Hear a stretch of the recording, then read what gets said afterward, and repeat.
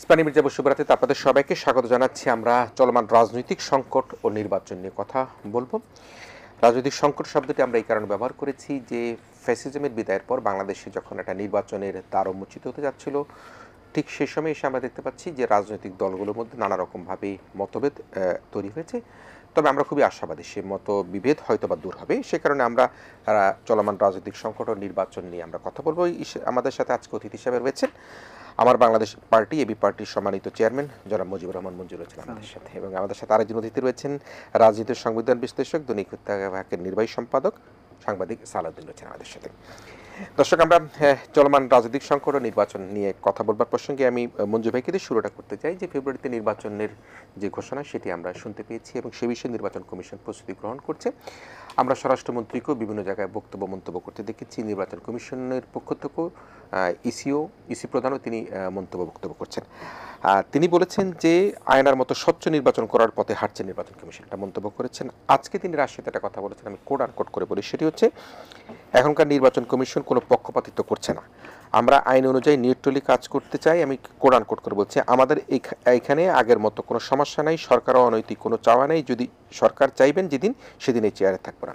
এটি প্রসঙ্গ উল্লেখ করতে চাই 2014, 18, 24 নির্বাচন প্রসঙ্গ নিশ্চয়ই আমরা আছে। আমরা দিনের ভোট রাত হয়ে গিয়েছিল, আমির ভোট হয়েছিল, বিনা প্রতিদ্বন্দ্বিতা, এগুলো তো একদম মানুষের এখন মুখে মুখে, এটি এখন কবিতার মতো ছন্দর মতো হয়ে গেছে। আমি জানি না এটা নিয়ে কি কখন কবিতা লিখবেন, ছন্দ লিখবেন, সেই ছন্দের তো সেই বিষয় নিয়ে হয়তো বা নানা কারণে তিনি এটা বলেছেন। এখন যে বিষয়টি সেটি হচ্ছে যে রাজনৈতিক যে মতবিভেদ সেটি এখনো দূর করা সম্ভব হয়নি। আপনি মাননীয় প্রধান উপদেষ্টার যে অভিপ্রায়, একই সাথে প্রধান নির্বাচন কমিশনের যে কথা বলেছেন, আপনার বিশ্লেষণ কি? ধন্যবাদ কিরণ ভাই, সালাউদ্দিন ভাইকে অনেকদিন পরে পাওয়া গেল। দর্শক মণ্ডলীকে শুভেচ্ছা এটিএন বাংলার। আসলে তো নির্বাচনের আমরা অতীতে যখন দেখি নির্বাচনের যখন তারিখ ঘোষণা হয় বা একটা সম্ভাব্য সময় দেওয়া হয়, তখন কিন্তু খুব সাজ রব শুরু হয়। বড় বড় দলগুলো তো আপনার অনেক টাকার নমিনেশন ফর্ম বিক্রি করে, যদিও এখনো ইলেকশন কমিশন সেভাবে আপনার শিডিউল ঘোষণা করে নাই, সেটা হয়তো আমরা সামনে দেখব। কিন্তু সব জায়গায় দেখি যে একটা চাপা গুঞ্জন যে ইলেকশন হবে কিনা। কালকে আমি নিজেই একটা ফেসবুক পোস্ট দিয়েছি, লিখেছি যে যদি নির্বাচন হয় আমি ইনশাল্লাহ অংশগ্রহণ করব। এই যে যদি কেন বললাম, এটা নিয়ে দেখলাম প্রচুর লোকদের কোশ্চেন যে আপনার কি এখনো কনফিউশন হচ্ছে যে নির্বাচন হবে না, আপনি যদি কেন লিখলেন। আমরা বলি না ভাই যদি বেঁচে থাকি আবার দেখা হবে, এটা তো হচ্ছে একটা কমন কথার কথা। এইটার মধ্যেও মানুষ অনেক প্রশ্ন খুঁজছে যে আমি তো প্রশ্ন করছি বেঁচে থাকি আর আপনার নির্বাচনের যদির মধ্যে তো আমি ফেসবুক পোস্টটা দেখি নাই, কিন্তু যদি কেন উত্থাপন করলেন আপনি? না, এখানে আমারও প্রশ্ন আছে। উনি হলো ঐক্যমত কমিশনের একজন গুরুত্বপূর্ণ অংশীদার এবং তিনি রাজনীতির একজন গুরুত্বপূর্ণ ব্যক্তিও। উনি এখানে যথেষ্ট ভূমিকাও রাখছেন। উনি যদি বলেন আমরা কোথায় যাব, আমরা ওনার কাছ থেকে যদি শুনতে চাই না। আমি যদির ব্যাখ্যা দিচ্ছি, সেটা হচ্ছে যে আমি কিন্তু বহু জায়গায় বলেছি যে আমি ইলেকশন হওয়ার ব্যাপারে কোনো আশঙ্কা দেখি না।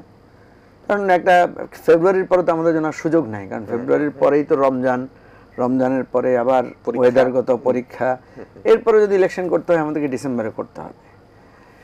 সো নির্বাচন হওয়ার ব্যাপারে আমি যে বাধাটা দেখি সেটা হয়তো আমি আরো বিস্তারিত যখন আপনি জানতে চাইবেন বলবো। আমরা দেখি যে একটা ঐকমত্যের অভাব আছে এবং সেটা পার্টিকুলার কয়েকটা বিষয় নিয়ে। এখন তো পার্টিকুলার হয়ে গেছে হচ্ছে আপনার জুলাই সনদ নিয়ে। জুলাই সনদ অলমোস্ট মোটামুটি একটা শেপে এসেছে, কিছু কিছু জায়গায় নোট অফ ডিসেন্ট আছে। এখন জুলাই সনদকে ঘিরে কিন্তু আবার অন্য প্রসঙ্গ আসছে, যেমন জুলাই সনদের ব্যাপারে বলা হচ্ছে জুলাই সনদ প্রস্তাবনায় প্রথমে যেটা ছিল যে নেক্সট পার্লামেন্ট আপনার 2 বছরের মধ্যে এটাকে ক্রমান্বয়ে সে বাস্তবায়ন করে।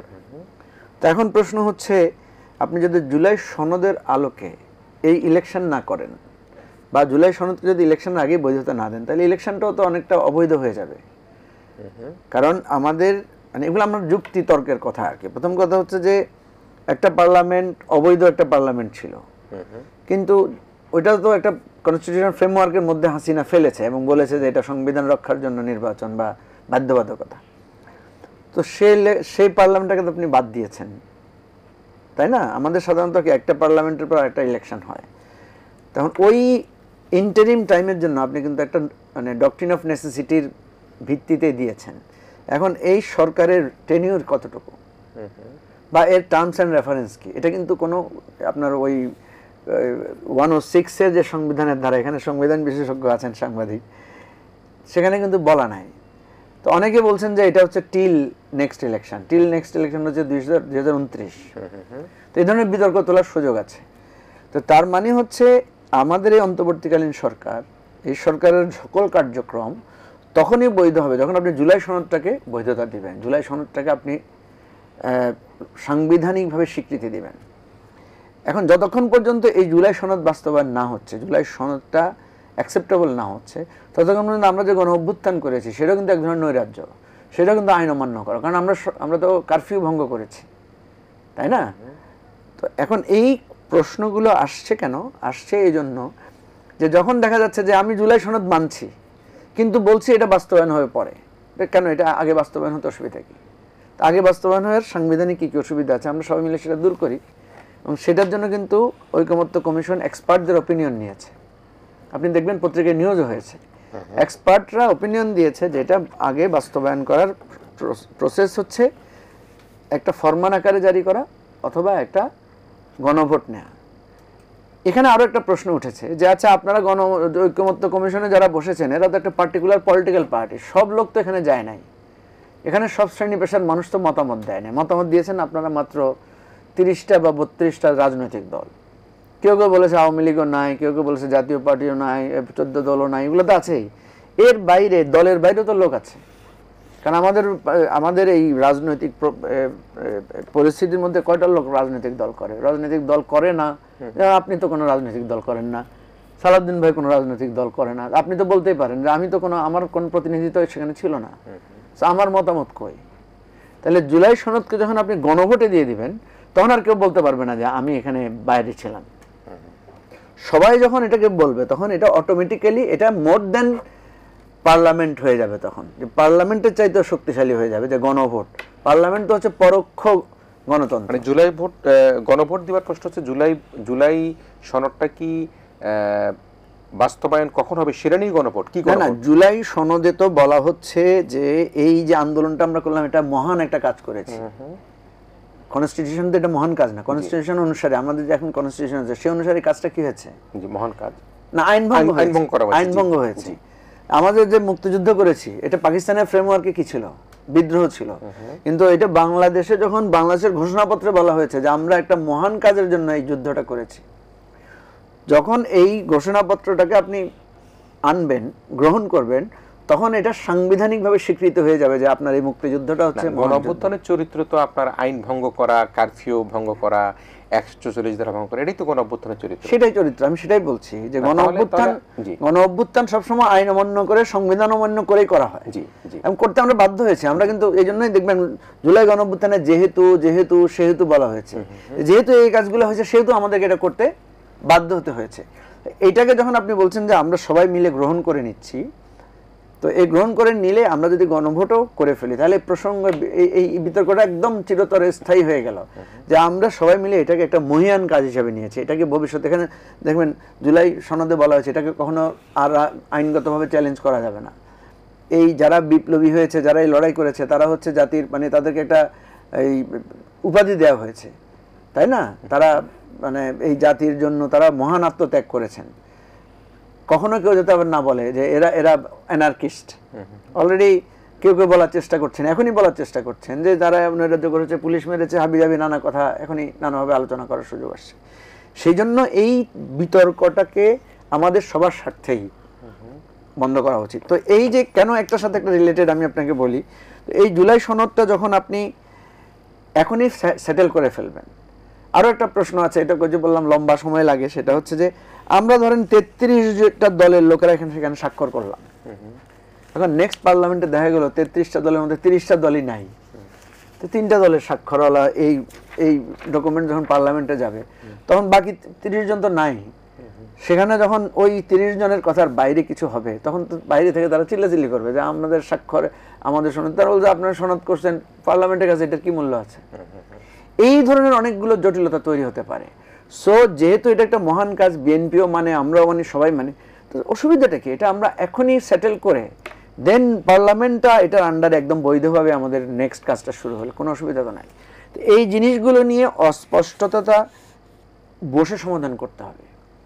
এটা কিন্তু বসে সমাধান হচ্ছে না, একজন আরেকজনকে নানাভাবে দূরত্ব তৈরি হচ্ছে, এবং দূরত্ব তৈরির কারণে মানুষ কিন্তু ভরসা পাচ্ছে না। ওই যে আপনি যেটা বলছেন, যদি ভরসাটা না পাওয়ার জায়গাটা হচ্ছে সেখানে, যে আমরা যদি একটু ভরসা পাই যে না ঠিক আছে সবাই একমত হয়েছে, এখন আর কারো কোনো কনফিউশন নাই, then we heading to national election. জি, মঞ্জু ভাইয়ের কাছ থেকে শুনলাম। আমি যদির কিন্তু ব্যাখ্যা কিছুটা আমরা বুঝতে পারছি। যদি শব্দটা ছোট্ট শব্দ, কিন্তু ব্যাখ্যা অনেক বড়। মঞ্জু ভাই সেটি বললেন যে এই জুলাই সনদটা আসলে একটা গণভোটের কথা বললেন, এবং আজকে এরা এনার্কি হিসেবে একটা সময় কেউ প্রতিবাদ করবার চেষ্টা করে কিনা নানা বিশ্লেষণে বললেন।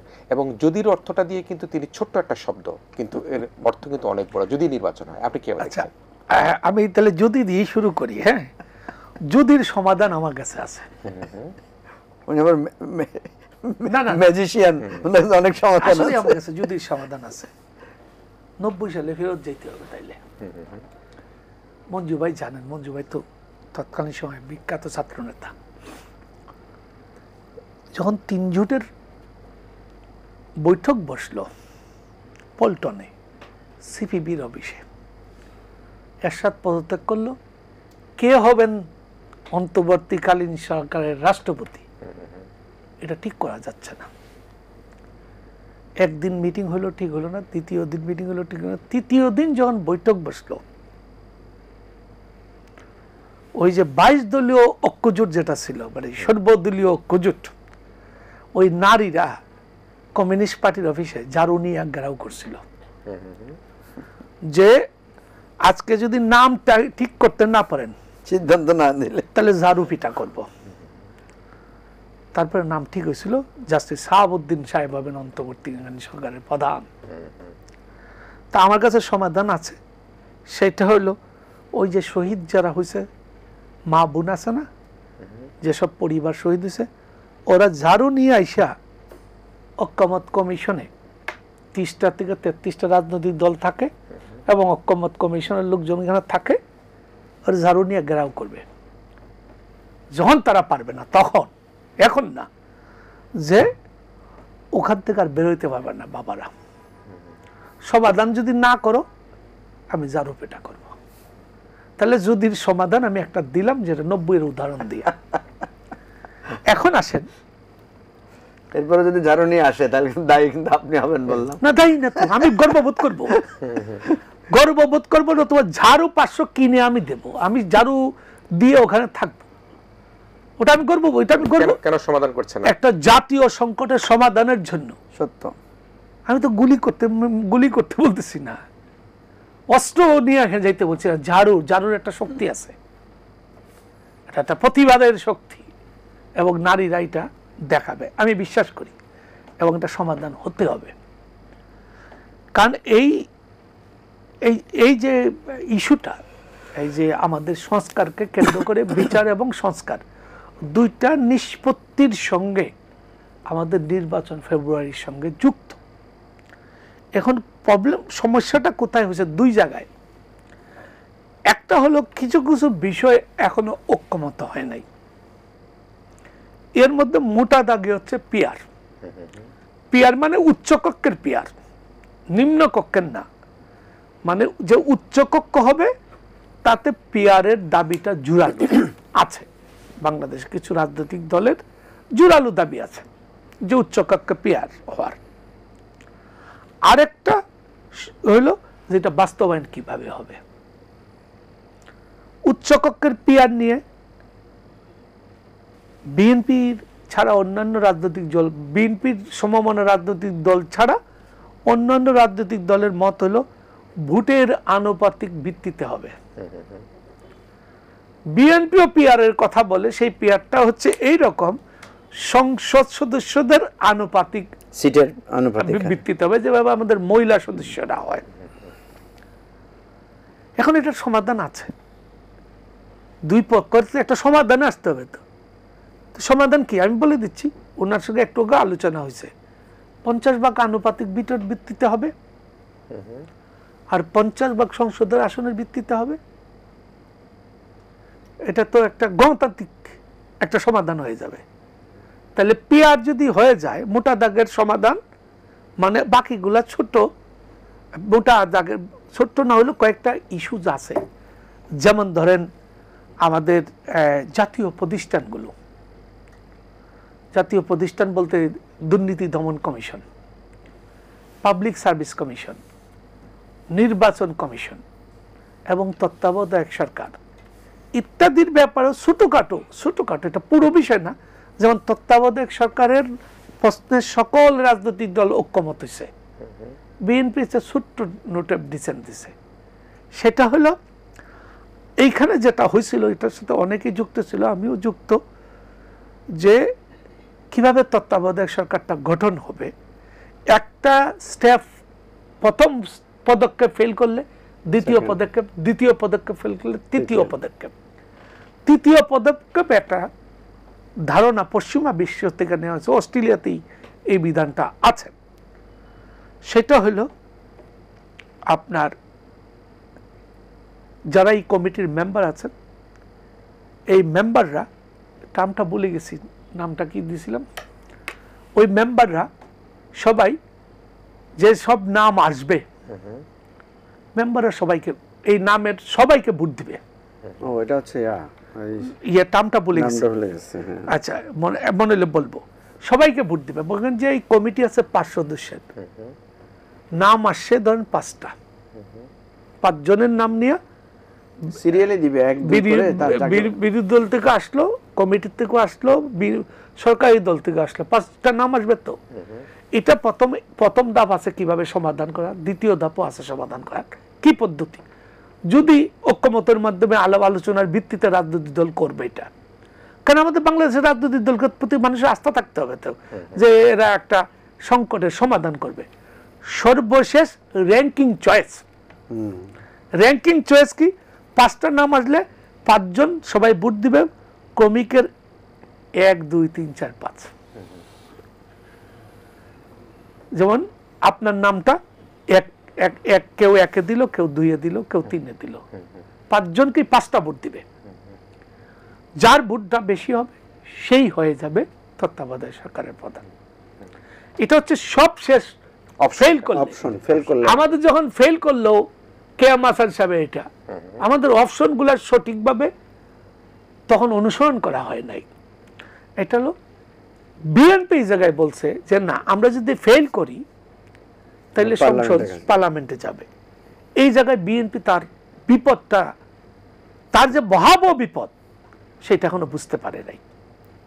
এখানে বলে চাই, আমি বিএনপির একজন শুভাকাঙ্ক্ষী হিসেবে বলতেছি, ইয়াজউদ্দিনকে যদি সেই দিন বিএনপি তত্ত্বাবধায়ক সরকারের প্রধান না করত, তাহলে 111 হইতো না। এবং 111-এর সবচেয়ে বেশি জুলুমের শিকার হয়েছে, ক্ষতিগ্রস্ত হয়েছে বিএনপি। ওই সময় কিন্তু সংবিধানের 2-3টা অপশন ছিল, পরের অপশন বাদ দিয়ে সরাসরি গেল গা। এবং এটা ছিল আওয়ামী লীগের একটা চক্রান্ত।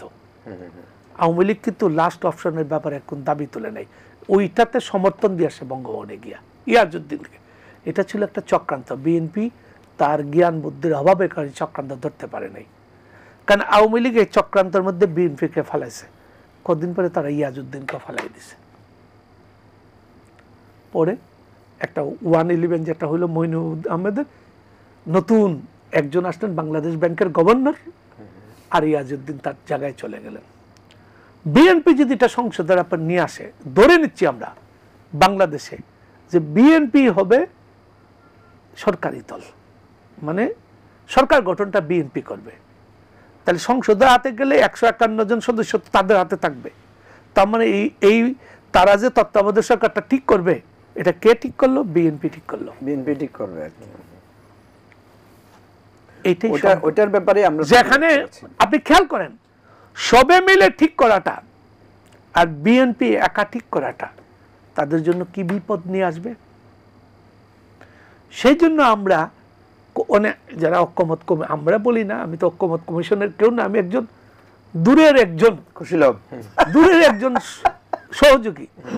সেই জন্য আমরা এইগুলা যে প্রথম পদক্ষেপ এইভাবে নিষ্পত্তি হবে, দ্বিতীয় পদক্ষেপ হিসেবে এইভাবে নিষ্পত্তি হবে, তৃতীয় পদক্ষেপ র্যাঙ্কিং চয়েস পদ্ধতিতে যাবে, যাতে এটা নিয়ে বিতর্ক না উঠে। এটা গেল একটা ইস্যু। দ্বিতীয় ইস্যু যেগুলা, অনেকগুলা কথা আমার অত্যন্ত শ্রদ্ধেয় মঞ্জু ভাই বললেন যে আপনার কি এখন বিরতি আছে? জি, বিরতি আছে। তাহলে আমি পরে কথা বলবো। প্রিয় দর্শক, আমরা আমাদের অতিথি খুবই সজ্জন, তিনি বুঝে ফেলেন একটা বিরতির সময় আছে। দর্শক, আমরা একটা ছোট বিরতি নিতে চাচ্ছি। বিরতির পর আবারও আমাদের আজকে যে অতিথি রয়েছেন, আমার বাংলাদেশ পার্টি এবি পার্টির সম্মানিত চেয়ারম্যান জনাব মুজিবুর রহমান মঞ্জু, রাজনৈতিক ও সংবিধান বিশ্লেষক, দৈনিক ইত্তেফাকের নির্বাহী সম্পাদক, সাংবাদিক সালাউদ্দিনকে নিয়ে আমরা আবারও ফিরে আসবো ইস্পানি মির্জা শুভরাত্রিতে। ছোটটা বিরতি নিচ্ছি।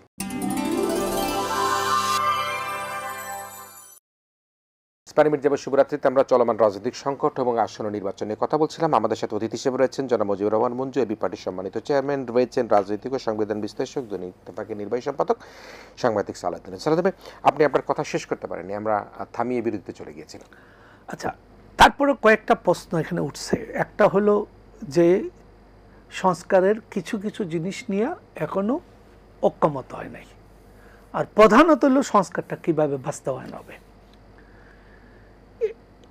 মঞ্জু ভাই যেটা বললেন যে এটাকে একটা আইনগত একটা ভিত্তি দিতে হবে, এবং উনি আরেকটা বললেন যে এটা যদি সংবিধানের অংশ না করা হয়, আপনার 7-এর কতে শেখ হাসিনা যে বিধান করে গেছিল রাষ্ট্রদ্রোহিতা, হ্যাঁ, তো এবং যে সব ঘটনা ঘটলো তাতে রাষ্ট্রদ্রোহিতা হতে পারে, রাষ্ট্রদ্রোহিতার অভিযোগ আসতে পারে, একদিন না একদিন আসতে পারে। এইটা একটা উনি কথা বলেছেন। এইগুলা সবগুলাকে নিয়ে আমি একসঙ্গে বলি। প্রথমত হইল ঐক্যমত কমিশন যেসব এক্সপার্টের অভিমত নিয়ে যে অপিনিয়ন তারা তৈরি করছে, এটার সঙ্গে আমার ব্যক্তিগত মত নাই। কিন্তু আমাদের মূল ইস্যুটা কি? সংকটের সমাধান করা, তাই তো? সংকটের সমাধান যদি আপনি আরো সুন্দরভাবে করা যায়, তাহলে যেটা নিয়ে জটিলতা আছে, প্রশ্ন আছে, ওইদিকে যাবেন কেন? যেমন তারা বলেছেন জুলাই সনদকে সংবিধানের ঊর্ধ্বে স্থান দিতে হবে। আমি বলি না, সংবিধানের ঊর্ধ্বে না, ঊর্ধ্বে। তারা বলতে এই যে এই কাগজে, এবং তারা বলছেন যে আদালতের রায়, ডিগ্রি যাই কিছু থাকুক না কেন, এই সনদ সব ঊর্ধ্বে থাকবে। এই যে বিষয়টা, আমি বলি এটা না করে এটা জুলাইয়ের সনদটা সংবিধানের অংশ হবে। সংবিধানের অংশটা আপনি কিভাবে করতে পারেন? এখন আপনি আইয়ুব খান, ইয়াহিয়া খান লিগাল ফেম অর্ডারে করছেন, তখন সংবিধান ছিল না। লিগাল ফেম অর্ডার জিয়া রহমান সাহেব করছেন সংবিধান স্থগিত করে মার্শাল ল প্রক্লামেশনের মাধ্যমে। তারপরে ৫ম সংশোধনীর মধ্যে এটা সংবিধানে অন্তর্ভুক্ত হলো। আমি এখানে মার্শাল ল নাই, আমার সংবিধান স্থগিত নাই, আমি এখানে লিগাল ফ্রেম অর্ডার জারি করতে পারি না। কে জারি করবে? জারির ক্ষমতাই নাই কারো কাছে। এখন একটা জিনিস চাওয়া যাইতে পারে আপিল বিভাগের কাছে, আপিল বিভাগের 106 এ যেটা যে এই লিগাল, আমি যেটা বলি আর কি, তারা যেটা বলছে এইভাবে না, যে এই সনদটা কিভাবে লিগাল ভিত্তি দেওয়া যায়, কারণ আমার তো মার্শাল ল নাই, লিগাল ফ্রেম অর্ডার করতে পারতেছি না, মার্শাল ল প্রক্লামেশনও আমি করতে পারতেছি না, তো পোস্টপোন হয় নাই, আর কনস্টিটিউশন স্থগিত না। যে এইটার কেন সংকটটা আজকে হয়েছে, ওই দিন যদি এই সংবিধানের অধীনে তার শপথ না নিত, 106 অনুচ্ছেদ আপিল বিভাগের কাছে না পাঠাইতো, তাহলে এই সংকট আজকে হয় না। কেন? ওই দিন যদি এই সরকারটা গণ অভ্যুত্থানের সরকার, বিপ্লবের সরকার হিসাবে ঘোষণা দিত, শপথ যদি শহীদ মিনারে হইতো, তাহলে আজকে এই সংবিধানের প্রস্তাব উঠত না। আপনার শপথ হয়েছে বঙ্গভবনে, এবং শপথ হয়েছে এই সংবিধান সংরক্ষণ, রক্ষণ, প্রতিরক্ষা এবং নিরাপত্তা বিধান করবো। এই শপথ নিয়ে দুটি শপথ নিয়েছে, একটা গোপনীয়তার শপথ আর একটা সংবিধান রক্ষার শপথ দিয়েছেন। ইউনূস সাহেব থেকে ধরে এই মাহফুজ, আমাদের আসিফ মাহমুদ, নাহিদ, তারা সকলেই শপথ দিয়েছেন। খেয়াল করেন, তো শপথের লঙ্ঘন হচ্ছে তো। তাহলে তাদের কাছে ওই সুযোগ ছিল তাদেরকে এটাকে গণ অভ্যুত্থানের সরকার করা, তা কেউ করে নাই। এই প্রশ্ন উঠছে কতদিন পরে, 2 মাস পরে, যে এটা কেন হইল না। তো ফলে এটা একটা সাংবিধানিক সরকার, সংবিধানের বাইরে যাওয়া যাবে না। বাইরে গেছে, নির্বাচনটা বাইরে গেল, নির্বাচন তো 3 মাসের মধ্যে হয় নাই, সেটা 2011 আমি শেষ করে নিব। 106 এর যে কথা বলেন সেই অনুযায়ী প্রধান বিচারপতির কাছে কি চাইতে বললেন সেটা? এই প্রধানমন্ত্রী পালিয়ে গেলেন, এমপি মন্ত্রীরা সব পালিয়ে গেছেন, তাহলে দেশকে একটা সরকার গঠন করতে হবে না? আমার সংবিধানে তো কোনো সুযোগ দেয় নাই। সংবিধান বলছে প্রধানমন্ত্রী না থাকলে আরেকটারে বানাও, ওইটাও তো নাই। তাহলে একটা পরিস্থিতির উদ্ভব হয়েছে, তখন রাষ্ট্রপতি কি করবেন? উনি সুপ্রিম কোর্টকে বললেন আমার দেশে এই পরিস্থিতি হয়েছে, এখন আমাকে একটা সরকার গঠনের একটা অনুমতি দাও। হ্যাঁ, তখন সুপ্রিম কোর্ট ওনাকে একটা অন্তর্বর্তীকালীন সরকার পরিচালনার কথা বলল। এবং ওখানে আরো একটা জিনিস আছে, এটা আরো কঠিন, দৈনন্দিন কাজ করার দায়িত্ব দিল। মানে ক্যাটিয়ার গভর্নমেন্টের যে ফরম্যাটটা, ক্যাটিয়ার গভর্নমেন্ট নীতি নির্ধারণী কোনো কাজ করতে পারবে না দৈনন্দিন। তো এইটার উপরে ভিত্তি করে আছে। তো আমাদের এখানে সংবিধানের কিছু ব্যত্যয় করছে, লঙ্ঘন না, ব্যত্যয়। ইলেকশনটা 90 দিনের মধ্যে হয় নাই, 2008 সালেও হয় নাই, 2 বছর পরে হয়েছে। কিন্তু এই ব্যত্যয়টা সুপ্রিম কোর্ট এটাকে মার্জনা দিছে। আচ্ছা, আপনি দেখেন, তারপরে করা যাবে না, সংবিধানে নাই, তারপর করা যায় না যে তার কোনো না, করা যায়। জাস্টিস শাহাবুদ্দিন আহমেদ যখন হইলেন, এটা সংবিধানের লঙ্ঘন করে হয়েছিলেন, প্রধান বিচারপতি ছিলেন, কিন্তু জাতীয় ঐক্যমত ছিল দেশে, এই প্রশ্ন কেউ তুলি না সেদিন। পরবর্তীকালে এটা সংবিধানের অংশ হিসেবে করা হয়েছিল। আপনার কি মনে আছে দ্বাদশ সংশোধনীর কথা? আপনার কি মনে আছে একাদশ সংশোধনীর কথা? সংসদীয় পদ্ধতিতে ফিরে যাওয়া আর শাহাবুদ্দিন সাহেবের প্রেসিডেন্ট থেকে প্রধান বিচারপতি পদে ফিরে যাওয়া, এবং প্রেসিডেন্ট হিসেবে এটাকে সংবিধানের অন্তর্ভুক্ত করে বৈধতা দেওয়া হলো। তবে সমাধান আছে। এখন আমরা সবাই শুধুমাত্র একমত হওয়া দরকার, এবং আমরা যে ফেব্রুয়ারিতে যে নির্বাচন মুখিতা, সেই মুখিতার দিকে সকলের ঐক্যবদ্ধ হওয়া। আচ্ছা, তাহলে মঞ্জু ভাই বলার পরে আমি সমাধানের ওই জায়গাটা একটু ধারাবাহিক কথা আছে, আমি এটা পরে বলবো। জি, আমরা সালাউদ্দিন সমাধানে আসবো।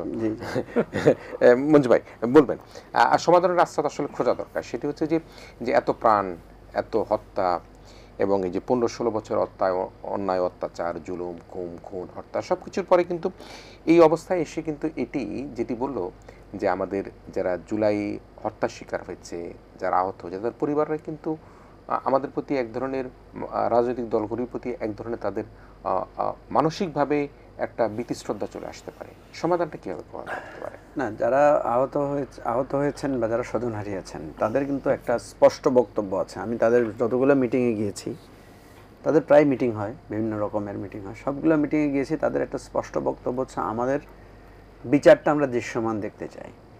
আমি অনেক পরিবারের সাথে ব্যক্তিগতভাবে কথা বলেছি। আমি বললাম যে দেখেন, বিচার তো একটা প্রসেস আছে, বিচার তো ধরে এনে করা যাবে না, এটা সাক্ষী সাবুত সব কিছু লাগবে। তো তারা বলতেছে এত সাক্ষী, এত ভিডিও ফুটেজ, সব কিছু পরিষ্কার, গুলি করতেছে, তারপরে হাসিনা অর্ডার দিতেছে, আপনার আর কি সাক্ষী দরকার? তাদের বক্তব্য হচ্ছে এটা। মানে এখানে বিষয়টা বুঝতে হবে, তাদেরটা হচ্ছে আবেগ এবং তাদেরটা হচ্ছে প্রত্যাশা।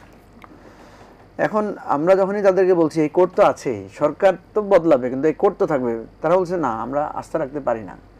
কারণ নেক্সট গভর্নমেন্ট আসলে এখন যারা বিচার করছেন, এখন যারা যে প্রসেসে আছে, সেটা যে পরিবর্তন হয়ে যাবে না, সেখানে যে নানা ধরনের তদবির ঢুকবে না, সেখানে যে নানা ধরনের অসুবিধা ঢুকবে না, আমরা তো তার উপর ভরসা পাই না।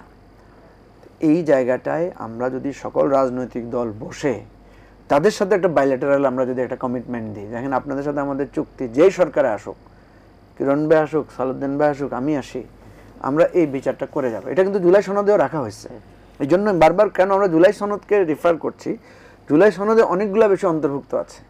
একটা হচ্ছে গণ অভ্যুত্থান, এটা কি অবৈধ না বৈধ, এটা কি মহিয়ান না এটা বিধ্বংসী বা এটা আইন অমান্যকারী, এটার একটা সলিউশন আছে।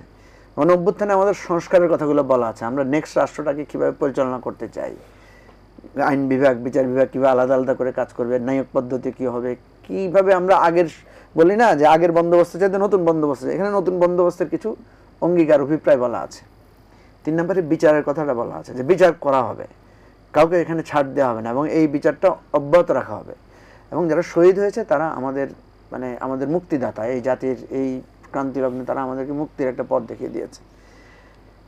এই জায়গাটা এখন বারবার কেন আসছে কথাটা এই জন্যই আসছে। আরো একটা, এই যে আপনি যে পিয়ারের কথাটা আনলেন না, পিয়ারটা এখানে ঢুকে যায় কিভাবে দেখেন।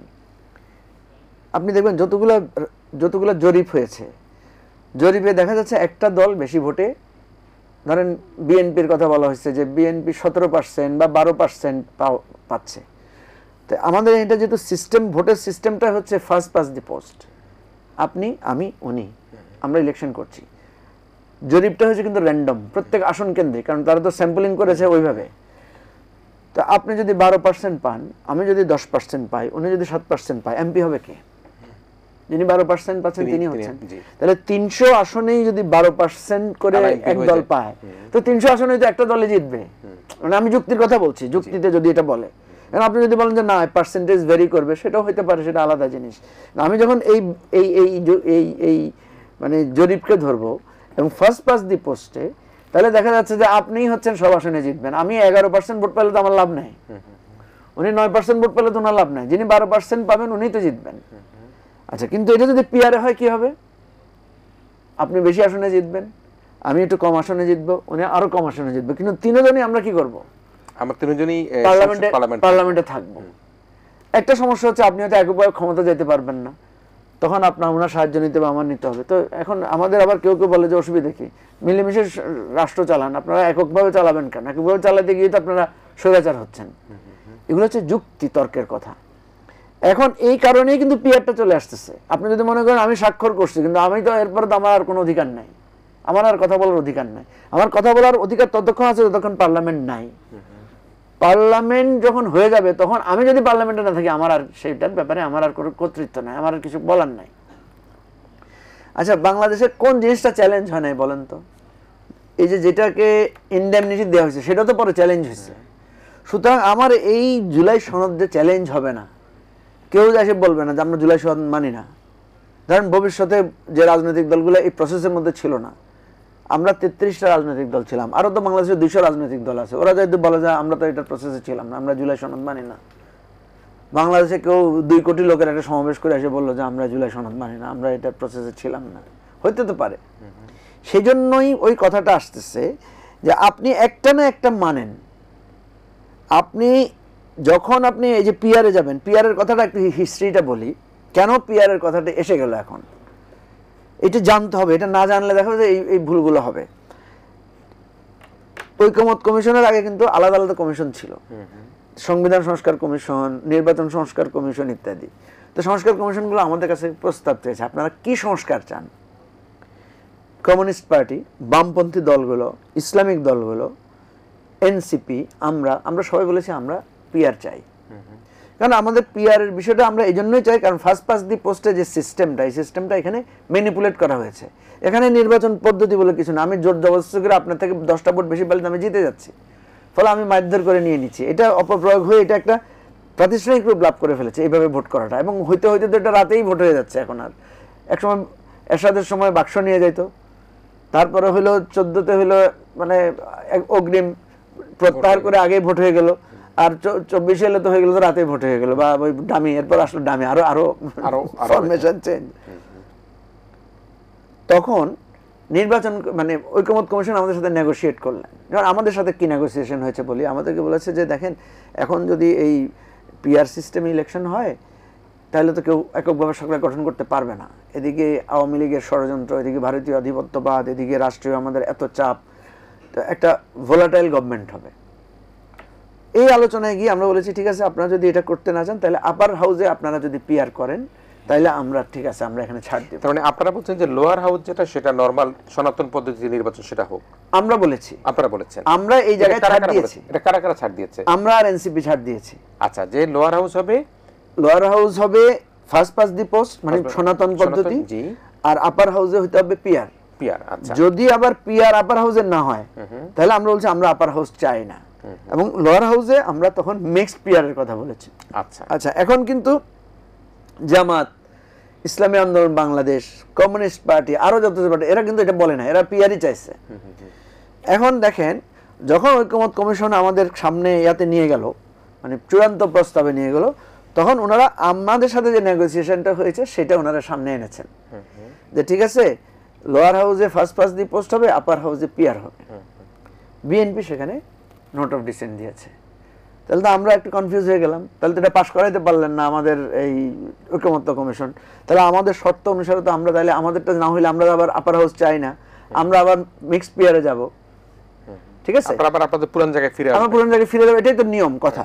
আর ওইদিকে ওই দলগুলো যারা পিয়ার চেয়েছিল তারা কিন্তু পিয়ারের জায়গায়ও আছে, আগে থেকেই ছিল।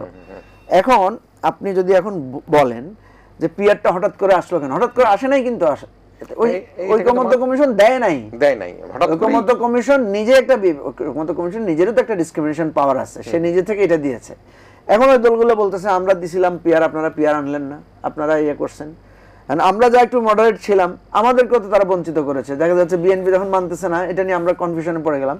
ফলে এখন পিয়ারের একটা বিরাট অংশ পিয়ার চায়, এবং পিয়ার চাওয়ার একটা গুরুত্ব এই জায়গাতেই যে তারা কনফিউশনে পড়ে যাচ্ছে যে নির্বাচন, এখন দেখেন নির্বাচনটা কিন্তু কিছুটা এক পেশে হয়ে যাওয়ার একটা সম্ভাবনা আছে। কেন হয়ে যাওয়ার সম্ভাবনা আছে? বিএনপি সেদিন এক নেতাই বললো আমরা 90 ভাগ ভোটে জিতবো। তো 90 ভাগ ভোটে জিতলে তো পিয়ারে গেলে তো আপনি 90 ভাগ আসনই পাবেন, অসুবিধা কি? আসেন, সেটা তো আসতেছেন না। এই জায়গাগুলো হচ্ছে এক এক দল বলছে, এনসিপি তো বলছে আমরা 200 আসনে জিতবো, ঠিক আছে না? তো এখন আমাদের এখন যে ভারসাম্যহীনতার নির্বাচনটা যদি হয়, ওই যে পার্সেন্টেজের কথা বললাম, এই ভারসাম্যহীনতার নির্বাচন হলে দেখা যাবে পার্লামেন্ট আবার একচাটিয়া হয়ে যাবে, আবার সেটা স্বৈরতান্ত্রিকতার রূপ নিতে পারে। ঝুলন্ত পার্লামেন্ট হতে পারে, যেটা ঝুঁকি আপনি। হ্যাঁ, ঝুলন্ত পার্লামেন্ট না হওয়ার জন্য আমরা মাঝপথে বলেছি তাহলে মিক্সড করেন, 200 আসনে ফার্স্ট পাস দিয়ে পোস্ট করেন আর 100 আসনে পিআর করেন, তাহলে আর ঝুলন্ত পার্লামেন্ট হবে না। এখানে একটা ছোট সরাসরি প্রশ্নের উত্তর হচ্ছে, যেটা বলা হচ্ছে পিআর পদ্ধতি নির্বাচনে যিনি যে আসনে দাঁড়াবেন তার ভোটাররা তার প্রার্থীকে সেখানে পাবেন না, কে কোথায় ভোট। হ্যাঁ হ্যাঁ, এগুলো পিআর নিয়ে প্রচুর কনফিউশন আছে, প্রচুর প্রশ্ন আছে, এগুলোর উত্তরও আছে। মানে এই জায়গাগুলো এখানে কিরণ ভাই, মঞ্জু ভাইকে দেখে ভোট দিলে দেখা গেল এমপি আর একজন। আচ্ছা কিরণ ভাই, এখানে মজার কথা বলি, সেটা হলো যে এখানে আসলে পিআর বিএনপি চায় না কেন?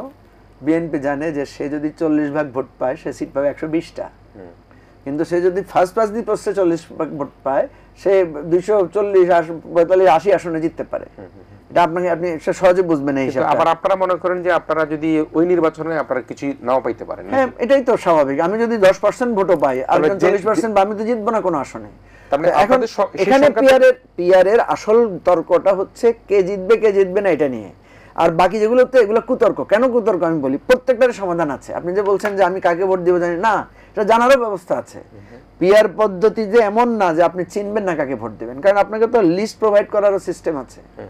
আপনি 300 আসনে প্রার্থী দিবেন, যা ধরেন আমরা 3 জন একই আসনে প্রার্থী, তো আমার এখানে ধানের শীষ, নৌকা বা দাঁড়িপাল্লা বা ঈগল এরা তো প্রার্থিতা করছে। তো এখানে যদি মানে গড়ে যদি ঈগল ফার্স্ট হয় বা ধানের শীষ ফার্স্ট হয়, তাহলে তো পার্টি বলবে যে কিরণ ভাই আপনি যদি ধানের শীষের লোক হন তাহলে বলবে উনি এমপি হবেন, এটা তো কমিটমেন্ট থাকবে। এই কারণে তো লোকেরা বেশি ভোট দিবে ধানের শীষকে। ফলে এই সিস্টেমগুলোর সমাধান আছে। ওনারা যেটা বলেন, ওনারা আসলে ডিটেইলে ঢুকেন না। এগুলো সব ধরনের কোশ্চেনেরই সমাধান আছে। আমাদের এই গণতান্ত্রিক পদ্ধতির 2টা পদ্ধতি আছে। এই পদ্ধতিটা মোর ডেমোক্রেটিক, কিন্তু কমপ্লেক্সিটি 2টা পদ্ধতিতে আছে। 2টা পদ্ধতিরই খারাপ দিক আছে, 2টা পদ্ধতির থ্রেট আছে। একদম ত্রুটিমুক্ত কোনো নির্বাচন পদ্ধতি নাই। জি নিশ্চয়ই, আমরা একটা বিরতি নিতে চাই। আমরা ত্রুটিমুক্ত নির্বাচন চাই, আমরা নির্বাচনের পথে হাঁটতে চাই এবং রাজনৈতিক সংকটের সমাধান চাই। আমরা আবার একটা বিরতি নিচ্ছি। এবি পার্টির সম্মানিত চেয়ারম্যান জনাব মুজিবুর রহমান মঞ্জু এবং আমাদের সাথে রয়েছেন রাজনৈতিক ও সংবিধান বিশ্লেষক, দৈনিক ইত্তেফাকের নির্বাহী সম্পাদক সাংবাদিক সালাউদ্দিন। ইস্পানি মির্জা শুভরাত্রিতে শেষ বিরতির উপর অল্প কিছুক্ষণের মধ্যে আমরা আবার ফিরে আসছি।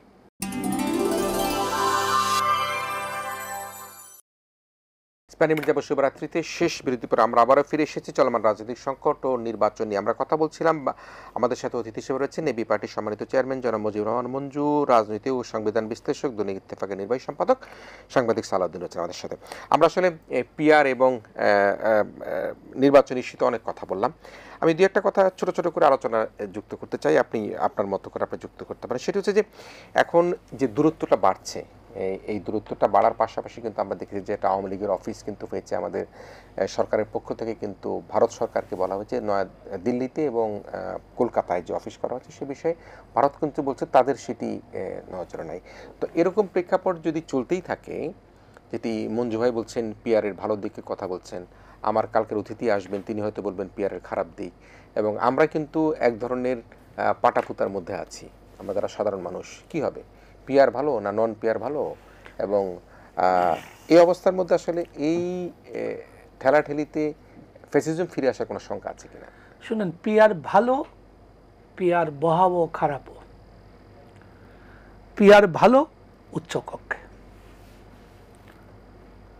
কেন পিআর বহাবো খারাপ নিম্নকক্ষে? কেন আমি একটু বলে নিই আপনাকে। যখন ঐকমত্য কমিশন তার প্রস্তাবনা চূড়ান্ত করে, এর আগে সে কিন্তু বাংলাদেশের বিভিন্ন শ্রেণী পেশার মানুষের সঙ্গে বৈঠক করছে, রাজনৈতিক দলগুলোর সঙ্গেও বৈঠক করছে, সবার অভিমত নিয়েই সে নিম্নকক্ষ সনাতন পদ্ধতিতে ভোটের কথা বলছে।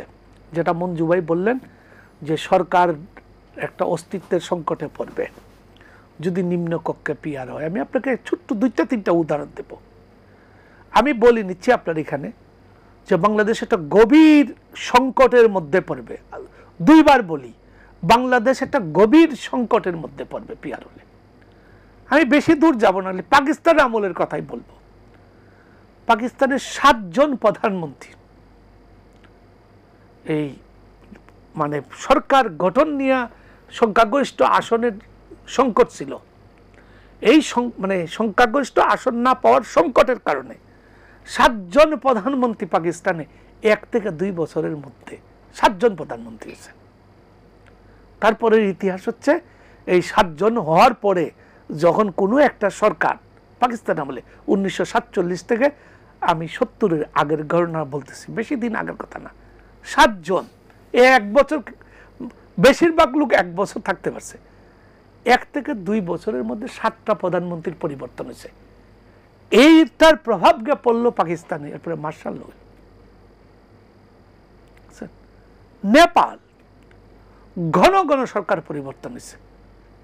কুখ্যাত দেশ ইসরায়েল এই পিআরের কারণে ঘন ঘন সরকার পরিবর্তন হয়েছে।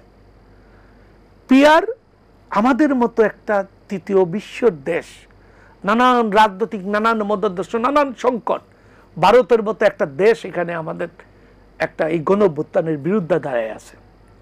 এইরকম পরিস্থিতিতে নিম্নকক্ষে পিআর বহাবহ খারাপ হবে, আর উচ্চকক্ষে পিআর না হইলে আরো ভয়াবহ খারাপ হবে। অতএব উচ্চকক্ষে আনুপাতিক ভোটের ভিত্তিতেই হোক, 50% আনুপাতিক ভোটের ভিত্তিতে। আর এটা সমাধানের জন্য, আমি তো চাই পুরাটাই আনুপাতিক হোক। সমাধানের জন্য বলছি আমরা তো সালাউদ্দিন ভাই এটাতে একমত হলাম যে ঠিক আছে, এটা হলে checks and balance, check and balance. নাহলে যদি দুইটাই যদি মানে সনাতন থাকে তাহলে উপরেরটা তো কোনো কার্যকারিতাই থাকে না, উপরেরটা প্রয়োজনই হয়। এখন আসেন আরো কয়েকটা বিষয় এখানে আসছে। নতুন সংবিধান প্রণয়নের কথা আসছে, গণপরিষদ নির্বাচনের কথা আসছে, গণভোটের কথাও আসছে। আমি মনে করি যেহেতু আমরা সংসদ নির্বাচনটা প্রচলিত পদ্ধতিতে রাখছি, আমাদের জুলাইয়ের সনদ যদি এটা আইনগত ভিত্তি পায় সুপ্রিম কোর্টের মাধ্যমেই হোক, অথবা সকল রাজনৈতিক দল যে জাতীয় সমঝোতা চুক্তি স্বাক্ষর করবে দেশবাসীর সামনে, এটা হলফনামা আকারেও স্বাক্ষর হইতে পারে। প্রধান উপদেষ্টা থাকবেন, সমস্ত রেডিও টেলিভিশন থাকবে, এবং 30 থেকে 33টা রাজনৈতিক দল আসছে, তারা স্বাক্ষর করবে, এবং এটা হলফনামা আকারে হবে প্রত্যেকটা টেলিভিশনে এবং প্রত্যেকটা সংবাদপত্রে কুরুপত্র আকারে ছাপা হবে। এখানে এই এবি পার্টি থেকে মঞ্জু ভাই স্বাক্ষর করেছেন, বিএনপি থেকে অমুক স্বাক্ষর করেছেন। এইটুকু আস্থা তো আমাদের রাজনৈতিক দলের রাখতে হবে। আর যেহেতু সংসদ নির্বাচন নিয়ে কোনো সংকট নাই, সংবিধানের পরিবর্তনের কোনো প্রয়োজন নাই, সংসদটা প্রচলিত পদ্ধতিতে হয়ে যাবে। একটা ঐক্যমতের ভিত্তিতে যে নারী আসন 7 ভাগ দেওয়া, সেটা দিয়ে দিতে পারবে। এটার সাথে সংবিধান সংশোধন করার কোনো প্রয়োজন নাই। তাহলে গণভোটটা আগে লাগবে না, গণভোটটা লাগবে এটা পরে। সংসদে এটা প্রথম 30 দিনের মধ্যে, এটা এতদিন লাগবে না। হ্যাঁ, আমাকে দায়িত্ব দিলে আমি চাইলে প্রথম অধিবেশনও করতে চাইলে প্রথম অধিবেশনের স্পিকার নির্বাচন ইত্যাদি থাকে ইত্যাদি। আমি বলছি যে এটা ওনার কথাই, আমি আরো কমাই বলি 5 দিনের মধ্যে সম্ভব, কিছু আলোচনার জন্য তো রাখতে হয় ভাই। 5 দিনের মধ্যেও এই যে সংবিধানের যে সব প্রস্তাবনা একমত হবে, সংবিধানের মধ্যে অন্তর্ভুক্ত হয়ে যাবে। তারপরে অন্তর্ভুক্ত হওয়ার পরে উচ্চকক্ষ হয়ে গেল, এরপরে উচ্চকক্ষ হয়ে যাবে ওই যে আনুপাতিক ভোটের ভিত্তিতে আর আনুপাতিক আসনের ভিত্তিতে উচ্চকক্ষ হয়ে যাবে। সংবিধানে ঢুকে গেল, সংবিধানে ঢুকলে গণভোট লাগবে এটা, কারণ সংবিধানের একটা ব্যাপক মাত্রায় পরিবর্তন হয়েছে। মৌলনীতির থেকে শুরু করে একটা মানে 48 অনুচ্ছেদ, 58 অনুচ্ছেদ, সরকার গঠন পদ্ধতি, এটা তো সংবিধান সংশোধন না, এটা তো আসলে সংবিধান পরিমার্জন বা পুনর্লিখনের মতো। সংবিধান প্রথম সংসদের অধিবেশনে এটা পাশ হওয়ার পর গণভোট লাগবে, তাহলে গণভোটটা হবে পরে। দ্বিতীয়ত হচ্ছে গণপরিষদ। গণপরিষদ 72-তে যে কাজটা করছে মঞ্জু ভাইয়েরা ঐক্যমত কমিশনে সেই কাজটা করে ফেলছেন। গণপরিষদ 72 279 ঘন্টা আলোচনা হয়েছিল, আর তারা এখন পর্যন্ত আলোচনা করছে 350 ঘন্টা। আমার কাছে হিসাব আছে। 72 গণপরিষদ মাত্র 2টা রাজনৈতিক দল ছিল, একটা রাজনৈতিক দল নেপের 2 জন সদস্য ছিল, আর পার্বত্য চট্টগ্রাম হিল সেক্টর নাও নবেন্দ্র লার্মা না মানবেন্দ্র লার্মা উনি ছিলেন। সেটা একদলীয় একটা গণপরিষদ ছিল। কিন্তু এখনকার যে গণপরিষদ, যেটা ঐক্যমত কমিশনের বৈঠক, 30 থেকে 33টা রাজনৈতিক দল হয়েছে। গণপরিষদের কাজ কি ছিল? তারা এই 279 ঘন্টা আলোচনা করে একটা সংবিধান বানাইছে, আর তারা 350 ঘন্টা আলোচনা করে একটা সংবিধানের পুনর্লিখন বলেন বা একটা নতুন সংবিধান বলেন অথবা সংযোজন পরিমার্জন বলেন, তারা বানায় ফেলাইছে। তো গণপরিষদের কাজ তো হয়ে গেছে। গণপরিষদ কেন হয়? সংবিধান বানাবার জন্য। এই গণপরিষদে তো এই নির্বাচন হইলে ওই 30 থেকে 33টা রাজনৈতিক দল থাকবে না। এখন এটা বাংলাদেশের পলাতক দল ছাড়া বাংলাদেশের সকল দল ছিল, গণপরিষদের কাজ হয়ে গেছে। এখন আসে নতুন সংবিধান। নতুন সংবিধানই হোক আর পরিমার্জন হোক, পুনর্লিখনই হোক, এই প্রস্তাবনা যদি অ্যাফিলিয়েট ডিভিশনে তারা পাঠায়, অ্যাফিলিয়েট ডিভিশন যদি একটা আইনগত ভিত্তিটা দিয়ে দেয়, আপনার সংবিধান ওই যে প্রথম অধিবেশনে সংসদ নির্বাচন তো আর সংবিধান সংশোধন করা লাগতেছে না, ওটা প্রচলিত পদ্ধতিতে হবে। এটা ফেব্রুয়ারিতে হইতে পারে, এটা এই ডিসেম্বরও হইতে পারে, যদি এই কাজ অক্টোবরে শেষ হয়ে যায়, কারণ বিচারও ডিসেম্বরের মধ্যে 1-2টা হয়ে যাবে, এটা আমি বলছি আপনাকে।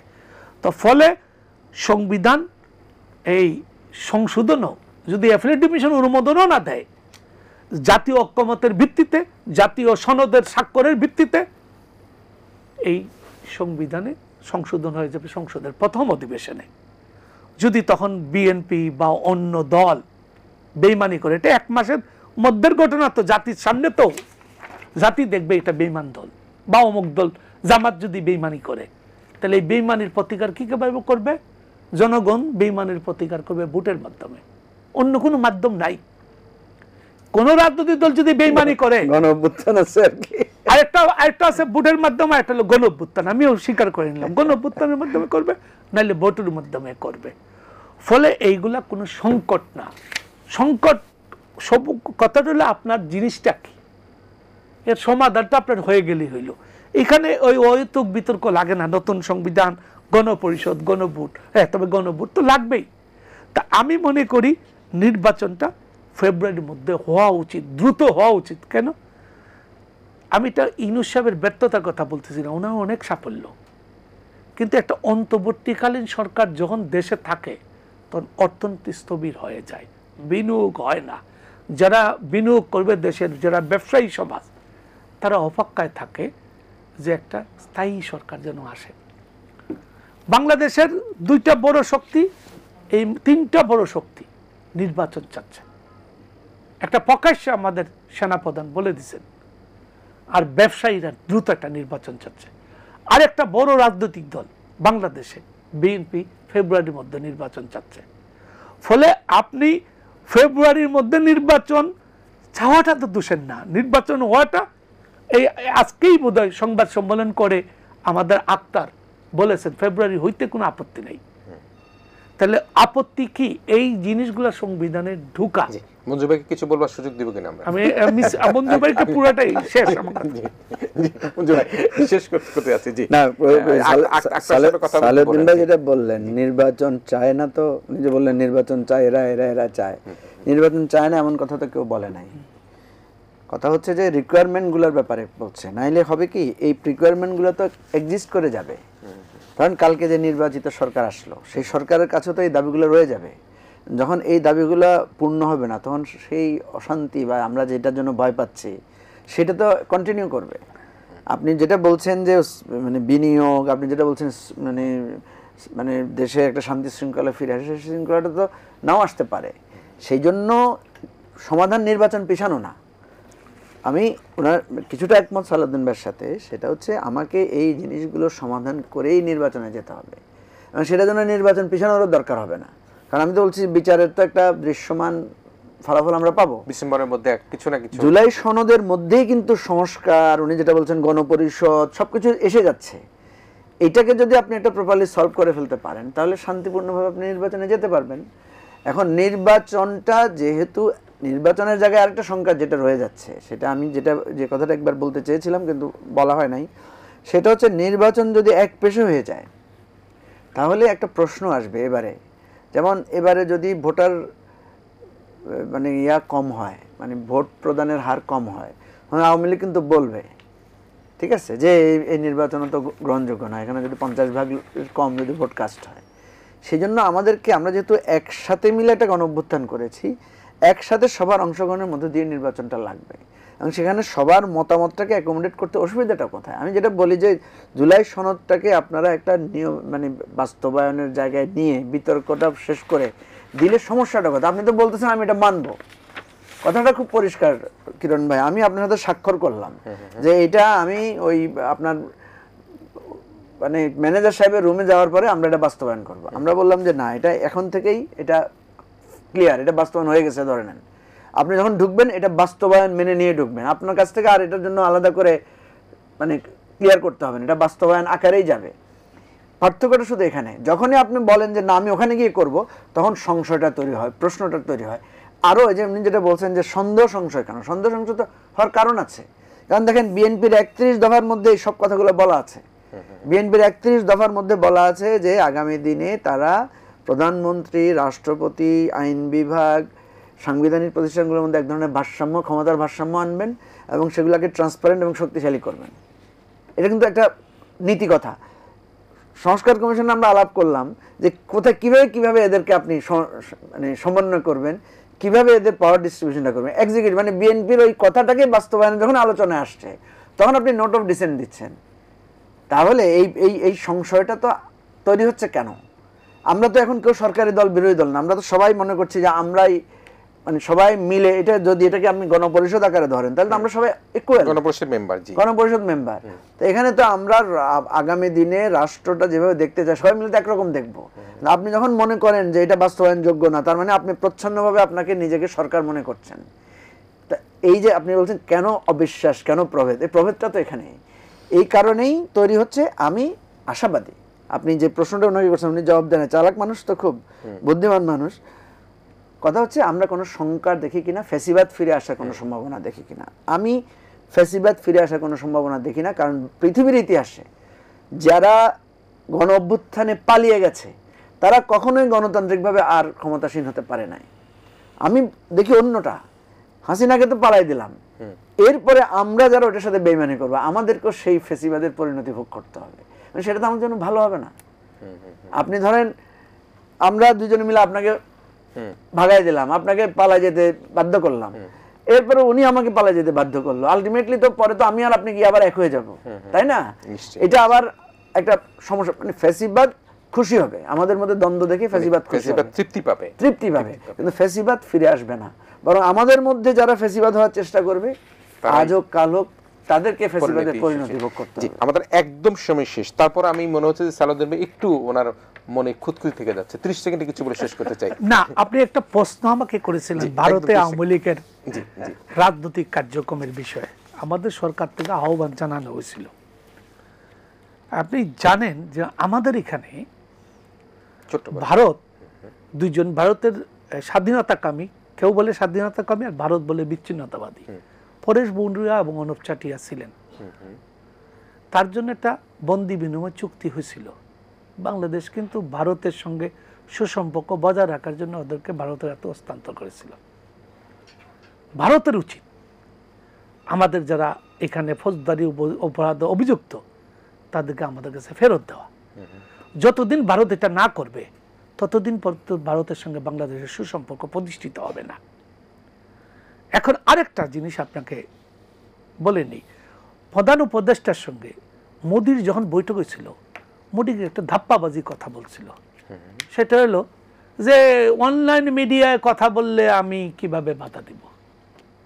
আরে তুমি তো বাধা দিবা, তোমার অধীনে যে একজন লোক আছে তুমি তাকে আশ্রয় দিছো, রাজনৈতিক আশ্রয় হোক আর উদ্বাস্তু হিসাবে যেটাই তুমি করে থাকো, তোমার এখানে ভূখণ্ড ব্যবহার করে আর একটা দেশে রাজনৈতিক অস্থিরতা তৈরি করার কাজ, তার মানে আরেকটা দেশের সঙ্গে তুমি শত্রুতা করতেছো। তুমি তাকে বলবা তোমাকে যে আশ্রয় দিছি, এই আশ্রয়ের নিয়ম আছে, কিন্তু কোড অফ কন্ডাক্ট আছে, এই আশ্রয়ের একটা নিয়ম আছে, বিশ্বব্যাপী নিয়ম, যে তোমাকে যে আশ্রয় দিছি এই আশ্রয় অনুযায়ী তুমি কথা বলতে পারো না। তো উনি কথা বলা বন্ধ করলেই তো না, তো সামাজিক যোগাযোগ মাধ্যম নিয়ন্ত্রণ করার দরকার নাই, তার কথা বলা বন্ধ রাখবে, স্রেফ বলবে তুমি যদি কথা বলো তুমি অন্য দেশে চলে যাইতে হবে, অথবা তোমাকে আমি বাংলাদেশে হস্তান্তর করব। ওই মহিলা, পলাতক মহিলা আর কোনো কথা বলা সম্ভব হবে? কিন্তু সে কি করলো, ভারতে অফিস খুলে আসছে, বিবিসির প্রতিবেদন যে ভারতে ভিন্ন নামে তারা অফিস খুলে মিটিং করছে। এই বাংলাদেশ বিরোধী তৎপরতা ভারত এগুলা প্রশ্রয় দিচ্ছে। শুধু আজকে দেয় নাই, আমাদের শান্তি বাহিনীকে ট্রেনিং দিছে, অস্ত্র দিছে। আর আমাদের এখানে যখন আমরা কোনো কিছু করছি, আমাদেরকে এটা পাকিস্তানের হাতে, পাকিস্তান অস্ত্র আনাইছে, এই আনাইছে, এগুলো একটা লম্বা আলোচনা, একটা নিরাপত্তা নিয়ে আলোচনা করলে বাংলাদেশের 10টা অস্ত্র এটা নিয়ে এবং এই শান্তি চুক্তি ইত্যাদি বিষয়ে একটা দীর্ঘ আলোচনা করা যাবে বাংলাদেশের নিরাপত্তা সংকট। মানে ভারত সরকার তার মুখ বন্ধ করবার জন্য তাকে সরাসরি আদেশ, মানে ভারত সরকারের যে দাবি তারা বলছে তারা জানে না, এটা অসত্য কথা আর কি, এটা অসত্য কথা। এটা তাদের আচরণে, তাদের কার্যক্রমে বোঝা যাচ্ছে। তারা তাদেরকে প্রশ্রয় দিচ্ছে, কারণ এত হিউজ পরিমাণ আওয়ামী লীগের নেতারা কলকাতায় ঘোরাফেরা করছে, হেয়ার ট্রান্সপ্লান্ট করতেছে, কফি শপ খুলে বসছে, নানা রকমের সংবাদ, আরো অনেক কিছু আমরা পাবো। দৈনন্দিন পুশিং হচ্ছে বাংলাদেশে, কিন্তু ওদেরকে পুশিং করছে না। হ্যাঁ, তুমি প্রতিদিন বলতেছো অবৈধ লোকদেরকে তুমি পাঠাচ্ছ, বাংলা ভাষায় কথা বলে ধরেই পুশিং করে। আপনার ওই যে ওয়াইসি তো একটা ইয়েও দিয়েছে, জি, ওই যে ওয়াইসি কি ওয়াইসুদ্দিন রইসি না, যে ভারতের একজন দক্ষিণ ভারতের একজন নির্বাচিত সংসদ সদস্য, সে বলেছে, শুধু সে না, কংগ্রেসের নেতারাও বলছেন যে তোমরা কেন বাংলাদেশে একটা দলের সঙ্গে সম্পর্ক রাখবা, সম্পর্ক হবে দেশ টু দেশ। জি জি, আমরা শেষ করছি। প্রিয় দর্শক, আমরা মনোমুগ্ধকর আলোচনা শুনলাম। আমাদের আজকের অতিথি এবি পার্টির সম্মানিত চেয়ারম্যান জনাব মুজিবুর রহমান মঞ্জু, আপনাকে ধন্যবাদ জানাই। রাজনৈতিক ও সংবিধান বিশ্লেষক, দৈনিক ইত্তেফাকের নির্বাহী সম্পাদক সাংবাদিক সালাউদ্দিন ভাই, আপনাকেও ধন্যবাদ জানাই। প্রিয় দর্শক, আপনারা যতক্ষণ ইস্পানী মির্জাপুর শুভরাত্রিতে চলমান রাজনৈতিক সংগঠন নির্বাচন নিয়ে আলোচনা শুনলেন, আপনাদের সবাইকে আমাদের আগামীকাল অনুষ্ঠান দেখার আমন্ত্রণের মধ্যে দিয়ে আজকের মতো আমাদের এই আলোচনা ইস্পানী মির্জাপুর শুভরাত্রি এখানে শেষ করছি। আপনারা ভালো থাকবেন, সবাই মিলে ভীষণ ভালো থাকবেন।